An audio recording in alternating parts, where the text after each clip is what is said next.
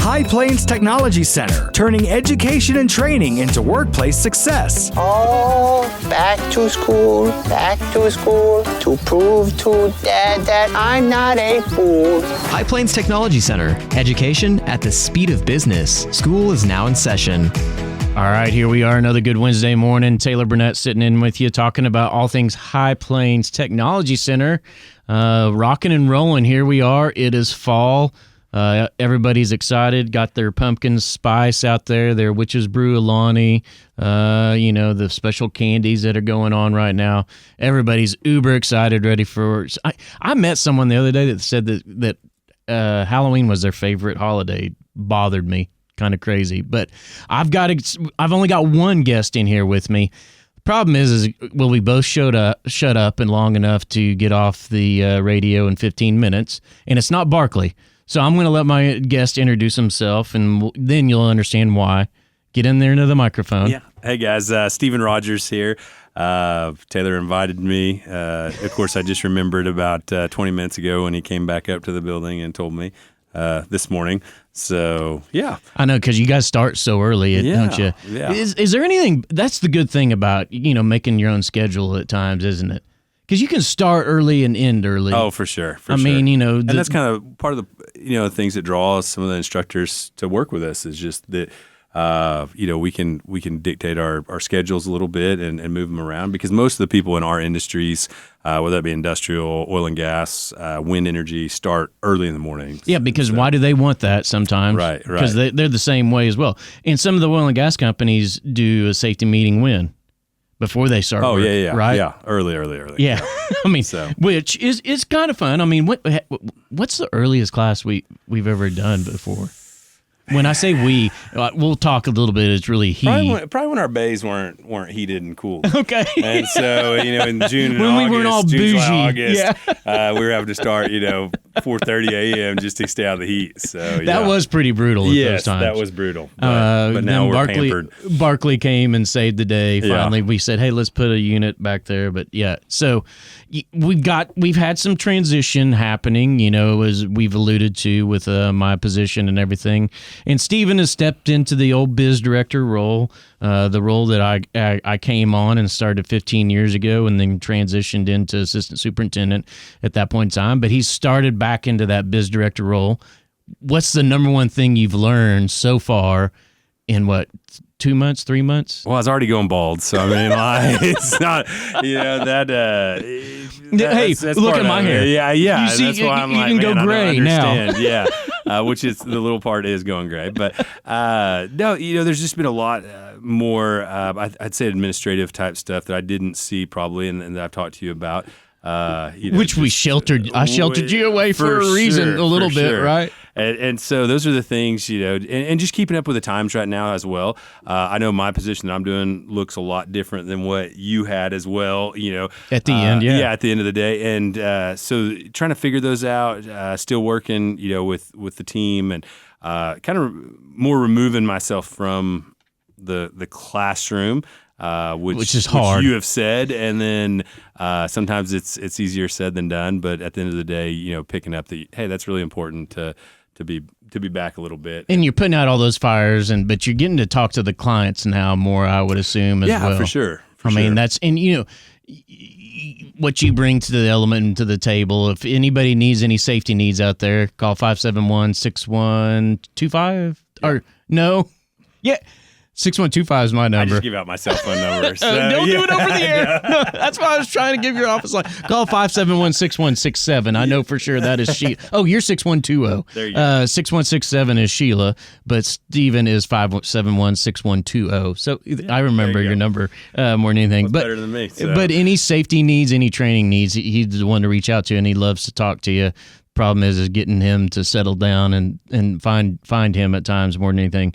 So when we talk about all the things that you kind of do with biz director and in the biz department and now over this, so one of the pieces that people really in this area don't know about, even though we talk about it, and I know those that are out there might be bored about it, but Global Wind Organization. Uh-huh. So explain a little bit about Global Wind Organization and what that entails in Woodward, Oklahoma.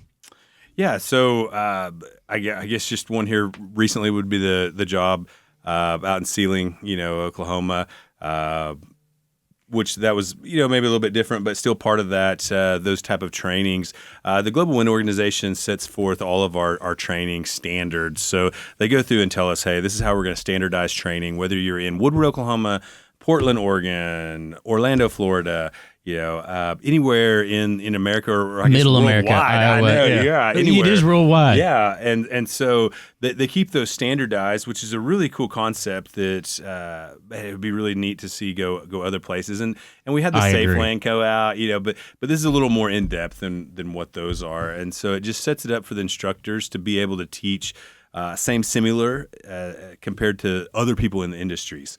And so, yeah. And everybody knows that everybody's on site has had this training at least, and it is, like you said, once again, it is standardized and it is something that has been given to them.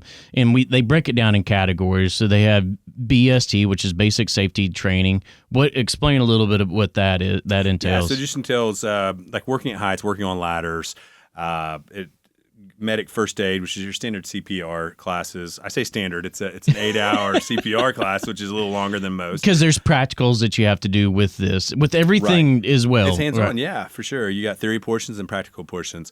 Then there's fire and then manual handling, and so those consist of about a 4-day course. That goes for 2 days for working at heights, a day for medic first aid, and then the rest of that's the next day. And the working at heights also, that when you talk about ladder safety, and it's rescues as well and evacuations also, right? Right. And that's a big piece when it comes to things. You know what I love about training and what we tell everybody, no matter what the training is we're going to tell you this, we're going to show you this, you're going to do this, but hopefully you don't ever have to use it. Right. Oh, for sure. Yeah. I mean, everybody at times laughs about manual handling, but Stephen, what's the number one injury that occurs out there in the world? Yeah, back injuries are all over. Slip, trips, and falls. Trips and falls, Yep. back injury. Yeah, it's all over, and that's where that class. One of our probably more important, our most important class out of all of it is probably one of the more boring classes, but it's the CPR first aid. For sure. Right. And so a lot of people come in there, and even if you've been, for the last 2 years and haven't used it, it's really easy just to forget. And so that's one of those classes that people come in, they're like, we really don't want to be here. Like, this is something that we've done, 5 or 6 times in our life. And unfortunately, a lot of the times people come back and tell us stories. They're not work related. They're personal. Yes, and that's what that's what we talk about all the time. You're going to learn this from home. I was at TAP Club at TAP last week, and some kids were there doing compressions, and we were talking about it. And I go, one thing that you're more aware of and more cognizant of when you go around town is, I said, what's going to save someone's life? Is it going to be those compressions? And they all answered right, and they said no. And I go, what is it? And they said the AED. I go, why don't you walk around town and see how many AEDs are around town? It's a little bit scary. For sure. When it comes to things. So then you also have the BTT, which is the basic technical training. Yep. And explain what that is. So we got mechanical, electrical, and hydraulics. So it's just going through schematics. It's learning switches. It's learning just the general flow of, say, of electricity, hydraulics. And then mechanical is going to get in more to the basic components of that industry. Yep. Right? And it's not very long. Right. And it's very basic, but it's giving you a little bit of knowledge and a little bit of things to be able to go to work, but it's not giving you the skills to be a wind technician like a lot of people feel and think a lot of times. Very, very basic. Right. I mean, it's a lot of information crammed in, but it is very, very basic. Yeah, and it's a lifetime cert.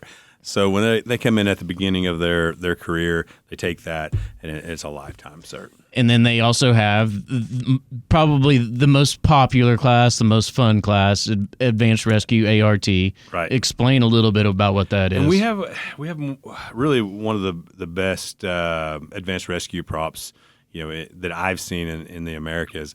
It's amazing. You started that. We've built onto it since. And just kept it going and changing with the times. And so with the advanced rescue, you start off with teams, and then you learn how to, just rescue people in confined spaces and blades and under motors, whatever. And then you get the singletons too, which is actually doing rescues by yourself, which can get really, really tough, especially when you get some bigger people in there, pulling them around, dragging them around. It tends to get a little hot in there, even with ACs running. And it's funny because, we use dummies a lot in there, and the dummies are weighted at what? Yeah, so we have a few dummies at 125, and they go 145, and then we have the one that's 225. But that one's it's tough at 225. And it's funny Really because tough. a lot of people go, "Oh, 125, that's super easy." Right. How easy is it? Right. It gets tough, especially when you're going through that long of a rescue. And it is dead weight. Right. And you're talking about that for 25 to 30 minutes. I mean, that's a while. Without a doubt. And so what that is showing is a little bit, whether people realize it or not, it's a little bit of geometry as well, correct? Yeah. So do you want to go take a geometry test? Nah, yeah. Even though you're I probably need to go back and thank all those teachers or apologize, one of the two. But yeah, there's a lot that goes into that as far as angles and forces that it's applying to pulleys and ropes, and and that crosses over to a lot of stuff we do in the industrial rescue world as well. And so it's kind of cool how those industries, so those industries kind of play on top of each other, and it builds. It's really cool to share with both industries what the other one's doing, because we all learn from that. Because before we move on, I want to mention GWO. We train anywhere from 1,000 to 2,000 people in our doors a year in Woodward, Oklahoma. They can be here for 8-10 days, correct? Yeah. So we have some that are here for 4, and then some that are here for 2 full weeks. And some of those are just right here in our immediate area, and then quite a few of them are from all over the United States. And so those are hotel rooms. They're eating out. They're hopefully bumping our economy a little bit. Hopefully we need it for sure. Right. And so when we talk about you briefed on the industrial side of things when it comes to rescues. Talk a little bit about the props and the capabilities and the knowledge that our instructors and what we have at High Plains Technology Center, because I feel like people fully don't really understand it either. Yeah, so we from our burn tower to which is a 3-story burn tower with a platform on top of it that we can utilize as well, all the way down to our confined space prop, our oil and gas props, and all those are used for rescue or can be used for rescues. But the burn building and then the confined space prop, you were a big part of that as well. Well, it was your idea. Come on. But you said yes, so that was the first step. And so we, building that, which is above ground and below ground, that's drawing people in from all over the United States to utilize that. It's getting the word out there as well, because we still have people that come out that will look at it that, man, we didn't know you had this, and then start jumping in on it. And the underground portion, it's not for people that are just training or that are just working underground. Yes.